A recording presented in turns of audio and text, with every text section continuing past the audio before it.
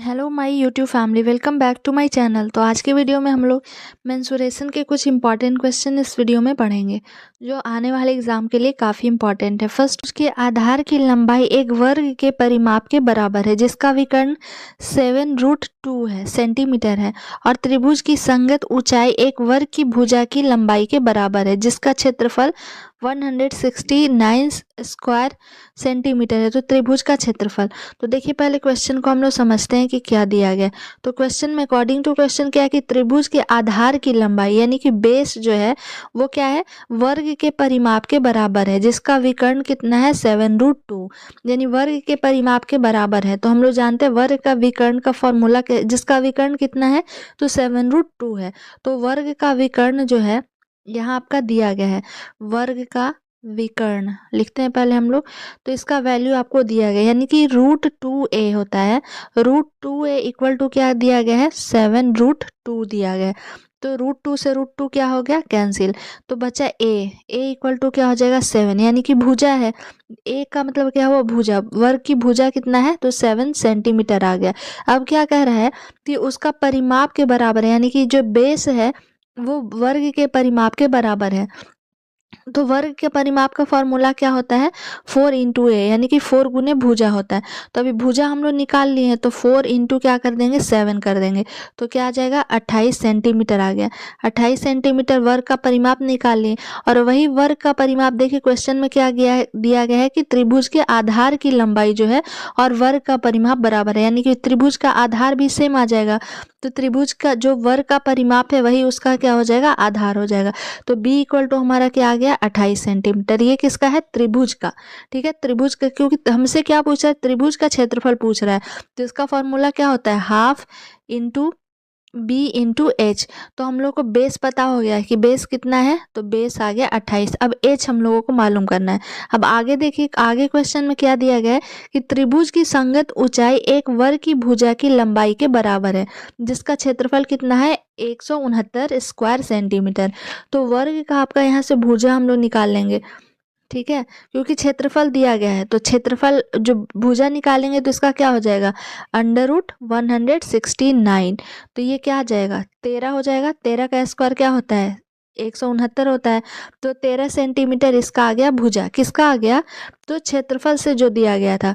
अब ये क्या कर रहा है कि वर्ग की भुजा जो है वो त्रिभुज की संगत ऊंचाई और वर्ग की भुजा की लंबाई दोनों बराबर है, यानी कि जो ये वर्ग का हम लोग निकाले हैं, वर्ग का क्या है भुजा जो निकाले यानी कि a का वैल्यू जो है वो इसकी संगत ऊंचाई है। तो संगत ऊंचाई हमारा कितना h का वैल्यू, संगत ऊंचाई यानी कि h का वैल्यू क्या आ गया 13 आ गया।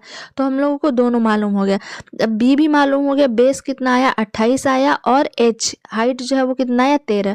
तो त्रिभुज का क्षेत्रफल हम लोग यहाँ से निकाल सकते हैं। अब फॉर्मूला लिखेंगे त्रिभुज का क्षेत्रफल। त्रिभुज का क्षेत्रफल इक्वल टू क्या हो जाएगा हाफ इंटू b/h। अभी हम लोग तुरंत वैल्यू निकालें, हाफ b कितना था 28 था और h कितना था 13 था। तो 2 से ये कितने बार में कट जाएगा 14 बार में, 14 × 13 करेंगे, 14 × 13 आपका क्या आ जाएगा 114 × 10 करेंगे तो 140 और 42 कितना आ जाएगा 182 स्क्वायर सेंटीमीटर। ये आपका क्या हो जाएगा आंसर हो जाएगा। देखते हैं 182 आपका किस में दिया गया है 182 आ रहा है, 182 ऑप्शन सी में दिया गया है। तो इसका करेक्ट आंसर क्या हो जाएगा ऑप्शन सी हो जाएगा। ये क्वेश्चन देखने में काफ़ी बड़ा लग रहा है और कई स्टूडेंट ये सोचकर छोड़ देते हैं, लेकिन जब इसे हम लोग सॉल्व करेंगे तो काफ़ी ईजी सॉल्व हो जाएगा। इसी प्रकार नेक्स्ट क्वेश्चन देखते हैं, यदि a² + b² + c² + 3 = 2 × a + b + c है तो a + b + c का मान निकालिए। देखिए जब ऐसा क्वेश्चन, ये क्वेश्चन काफ़ी अभी एग्जाम में सारे एग्जाम में पूछे जा रहे हैं। तो जब ऐसा रहता है तो हम लोग क्या करेंगे कि तीनों जो वेरिएबल है a है b है c, इसका मान कुछ मान लेते हैं। तो a इक्वल भी हम लोग 1 मान लेते हैं, b इक्वल भी हम लोग 1 मान लेते हैं और c इक्वल भी 1 मान लेते हैं। अब देखिए हम लोग पुट करके देखते हैं, तो 1 का स्क्वायर करेंगे, b² है तो ये भी क्या हो जाएगा 1 का स्क्वायर, प्लस c² है तो क्या हो जाएगा 1 का स्क्वायर प्लस 3। अब इसे हम लोग जोड़ते हैं तो क्या आ जाएगा 1 का स्क्वायर 1, ये भी 1 आ जाएगा, ये भी 1 हो जाएगा और ये 3। तो कितना आया 1 2 3 3 3 6। अब RHS में देखते हैं कि अगर इसका भी वैल्यू हम लोग 1 रख रहे हैं तो आ रहा है कि नहीं। तो देखिए 2 a प्लस बी प्लस सी करेंगे यानी कि 1 + 1 + 1, यहाँ क्या आ जाएगा 2, और 1 1 2 2 1 3, 2 × 3 किए तो क्या आ जाएगा 6 आ गया। यानी कि इस जगह से जब हम लोग एक वैल्यू रख रहे हैं ए बी सी का, तो क्या आ रहा है RHS = LHS, यानी कि वैल्यू रखना हमारा इसमें हम रख सकते हैं, कोई दिक्कत नहीं है, क्योंकि एक रखने पे दोनों का वैल्यू जो है वो बराबर आ रहा है।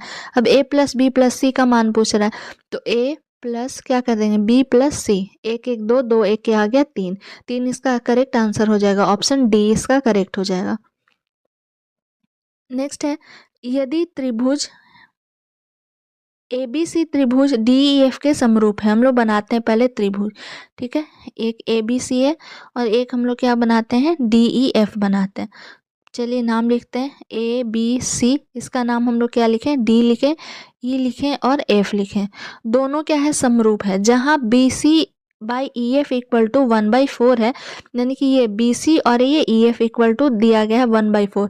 तो आपका क्षेत्रफल निकालना है किसका, त्रिभुज DEF, और क्षेत्रफल किसका ABC का, इसका मान निकालना।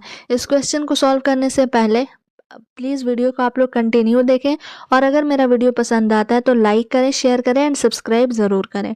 तो चलिए इसे देखते हैं। एबीसी समरूप का मतलब क्या होता है कि जब जो भी कोई आपका दो त्रिभुज समरूप है तो उसका होता है कि संगत भुजा जो होती है, ठीक है, जिसे आप लोग लिख लीजिएगा, संगत भुजा का जो रेशियो होता है वो बराबर होता है, ठीक है। संगत भुजा का रेशियो क्या होता है, बराबर होता है, किस चीज़ में, जब आपका दो त्रिभुज समरूप दिया रहता है।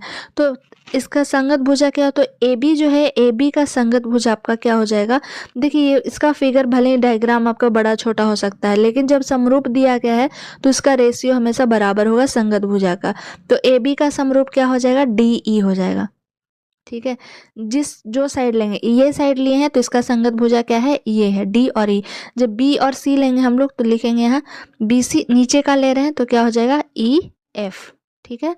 फिर और क्या बचा, ए सी, तो ए सी बाई क्या हो जाएगा यहाँ डी एफ, ठीक है। ये आपका संगत भुजा हो गया।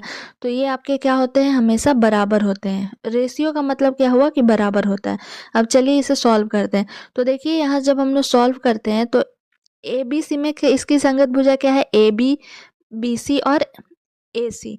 ये देखिए सारे के सारे ऊपर में है, ए बी है, बी सी है, ए सी है, ठीक। और ये जो डी ई एफ है, इसकी संगत भुजा क्या है, तो डी ई, तो डी ई भी देखिए नीचे में है, ई एफ भी नीचे में है, और डी एफ, यानी कि पहला जो है वो सारा का सारा ऊपर में है और दूसरे का क्या है आपके नीचे में दिया गया है, ठीक है। दूसरे का क्या है, नीचे में आपका दिया गया है। तो इसी में देखिए इसका वैल्यू क्या दिया गया है, क्वेश्चन देखिए कि इसका वैल्यू आपका क्या दिया गया है कि ये, और इसका वैल्यू आपका बी सी और ई एफ इसका दिया गया, इसका कितना है 1/4। तो ये जब आपस में रेशियो बराबर होते हैं तो ए बी इक्वल भी 1/4, A B by D equal भी क्या हो जाएगा 1/4, इसका तो दिया गया ही है। ए सी और डी एफ का भी क्या हो जाएगा 1/4 हो जाएगा। तो जब इसका हम लोग क्षेत्रफल निकालेंगे तो क्या करेंगे, अब देखिए क्वेश्चन में क्या दिया गया कि डी ई एफ और त्रिभुज ए बी सी। तो सबसे पहले ये ऊपर वाला ए बी सी यहाँ दिया गया था, तो सारा का सारा ऊपर वाला जो है ए बी बी सी ए सी इसका आया, लेकिन यहाँ सीधे पलट दे रहा है, कह रहा है कि डी ई एफ। तो जब डी ई एफ का हम लोग निकालेंगे तो डी ई एफ वाला सारा का सारा ऊपर हो जाएगा, यानी कि क्या इसका अपोजिट हो जाएगा। देखिए डी ई बटा क्या हो जाएगा, ए बी हो जाएगा, इक्वल टू क्या लिखेंगे ई एफ, जो भी आपका त्रिभुज पहले रहेगा वो ऊपर रहेगा। ई एफ बाई क्या हो जाएगा, बी सी हो जाएगा, और डी एफ बाई क्या हो जाएगा, ए सी हो जाएगा, क्योंकि ऊपर में सबसे पहले क्या है डी ई एफ। यहाँ देखिए ए बी सी दिया गया था, तो ए बी सी में सारा ऊपर वाला इसी की भुजा है, ए बी है, बी सी है, बी सी ये हो गया, ए सी हो गया ये। तो जब इसका हम लोग क्षेत्रफल निकालेंगे तो क्षेत्रफल क्या होता है, दुगना होता है। तो क्या हो जाएगा, इसका जब क्षेत्रफल निकालेंगे तो 1 बटा क्या होगा 16, क्वेश्चन के हिसाब से बी सी और ई एफ का क्या हो जाएगा 16 हो जाएगा, 1 बटा इस, क्योंकि स्क्वायर करते हैं हम लोग, तो 1 का स्क्वायर करेंगे तो 1 ही रहेगा, 4 का स्क्वायर करेंगे तो 16 हो जाएगा। लेकिन यहाँ डी ई एफ पहले है तो क्या कर देंगे 16/1 हो जाएगा। तो 16/1 को हम लोग क्या लिखते हैं 16 लिखते हैं। तो इसका करेक्ट आंसर ऑप्शन बी हो जाएगा 16। नेक्स्ट क्वेश्चन देखते हैं। 9 और 25 के बीच मध्यानुपाती ज्ञात कीजिए। जब आपका मध्य का अनुपात पूछेगा तो उसका फॉर्मूला क्या हो जाता है √AB। तो A क्या है आपका 9 है और B क्या है 25 है, तो क्या कर देंगे 9 × 25 कर देंगे। 9 किसका स्क्वायर होता है 3 का, और 25 का क्या होता है 5। तो 5 गुने 3 करेंगे तो क्या हो जाएगा 15। 15 इसका करेक्ट आंसर हो जाएगा। ऑप्शन सी, जब भी आपका मध्य अनुपात पूछता है तो उसका फॉर्मूला होता है √AB। नेक्स्ट क्वेश्चन में, यदि त्रिभुज की भुजाओं का अनुपात 4:3:2 है, यदि त्रिभुज का परिमाप 63 सेंटीमीटर है, तो सबसे बड़ी भुजा की लंबाई बताना है।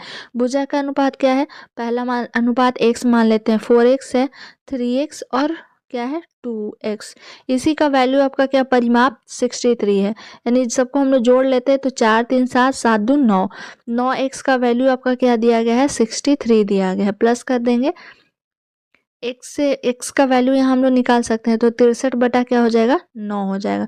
9 से ये कितने बार में कटेगा 7, यानी x का वैल्यू हमारा क्या आ गया 7 सेंटीमीटर आ गया। अब क्वेश्चन में क्या करे कि सबसे बड़ी भुजा की लंबाई, तो सबसे बड़ी भुजा 4x हो जाएगा। 3x 2x 4x, 4x में सब ये तीनों में सबसे बड़ा कौन है 4x है, तो x 4x, x का वैल्यू अभी क्या आया है 7 आया है, तो 4 गुने 7 कर देंगे, क्या आ जाएगा 28 सेंटीमीटर इसका करेक्ट आंसर हो जाएगा। ऑप्शन डी में दिया गया है, डी इसका आंसर हो जाएगा। तो ये आपके कुछ इंपॉर्टेंट क्वेश्चन थे। Thank you for watching my video.